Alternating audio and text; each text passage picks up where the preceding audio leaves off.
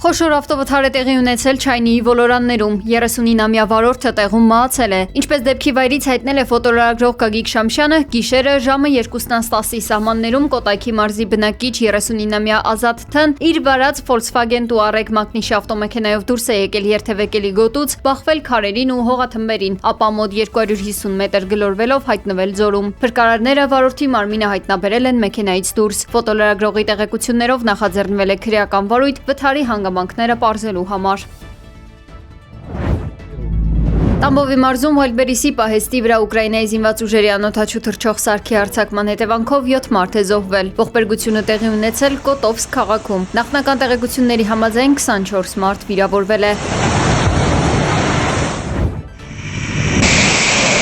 ԱՄՆ-ն կրկին հարձակվել է Իրանի վրա։ Թեհրանը պատասխանել է հարվածներին, թիրախավորելով Մերձավոր Արևելքում գտնվող բազաները, ռազմական պահեստները, կամուրջները, թունելները, էլեկտրացանցերը եւ աղազերծման կայանները ԱՄՆ-ի թիրախում են։ Կան քաղաքացիական զոհեր եւ վիրավորներ։ Թասնիմի տվյալներով Իրանի Հորմոզգան նահանգում ԱՄՆ-ի հարվածների հետևանքով զոհվել է 3 եւ վիրավորվել 8 մարդ։ Իսլամական հեղափոխության պահապանների կորպուսը հայտնել է, որ 2 լցանավեր հրդեհվել են Հորմուզի նեղուցում ականապատված երթուղով նավարկելու փորձի ժամանակ։ Նեղուցն ամբողջովին փակ է նավթի եւ գազի փոխադրումների համար մինչեւ ԱՄՆ ռազմական գործողությունների ավարտը։ Եթե Վաշինգտոնն առաջիկա 2-3 օրերին նույնպես շարունակի հարձակումը, Իրանը գործի կանցնի մինչեւ լիակատար ջախջախում, հայտարարել է Իրանի գերագույն հոգեվոր առաջնորդի խորհրդական Մոհսեն Ռեզային։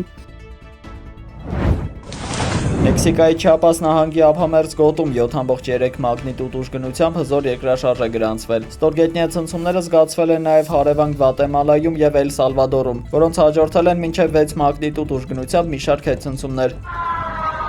Տեխնիկական համակարգերն ահազանգել են հնարավոր ցունամիի մասին, սակայն մասնագետներն առայժմ կանխատեսում են ափամերձ ջրերի ընդամենը կես մետր բարձրացում։ Մեքսիկայի ռազմածովային ուժերի նախարարը հայտարարել է, որ լուրջ ծովային վտանգ չկա, բայց հորդորել է մարդկանց ժամանակավորապես չմոտենալ լողափերին։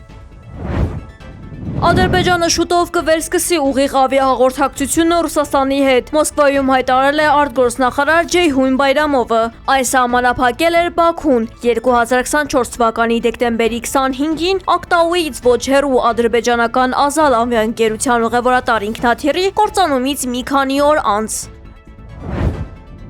Աքսիոսի հաղորդմամբ Բենյամին Նեթանյահուն այդպես էլ չի կարողացել հանդիպում կորզել Դոնալդ Թրամփից եւ ստիպված է չեղարկել Վաշինգտոնում նախատեսված այցը։ Սպիտակ տան սառը վերաբերմունքը պայմանավորված է Թուրքիայի հետ ԱՄՆ ռազմական գործարքների շուրջ Նեթանյահուի քննադատությամբ եւ Թրամփի դեմ ահափորձի մասին հաղորդված կասկածելի տվյալներով։ Իսրայելցի առաջնորդի հանդեպ հիասթափությունն այժմ ակնհայտ է թե դեմոկրատների եւ թե Թրամփի մերձավոր շրջապատի համար։ Փոխնախագահ Ջեյ Վենսը նույնիսկ բացահայտ մեղադրել է Իսրայելի կառավարությանը սեփական շահերի համար պատերազմը ձգձգելու եւ ԱՄՆ արտաքին քաղաքականությունը խաթարելու համար։ Մասնագետների համոզմամբ այս ամենը փաստում է Վաշինգտոնում Նեթանյահուի ազդեցության կտրուկ անկումը եւ դաշնակիցների միջև վստահության խորը ճեղքվածքը։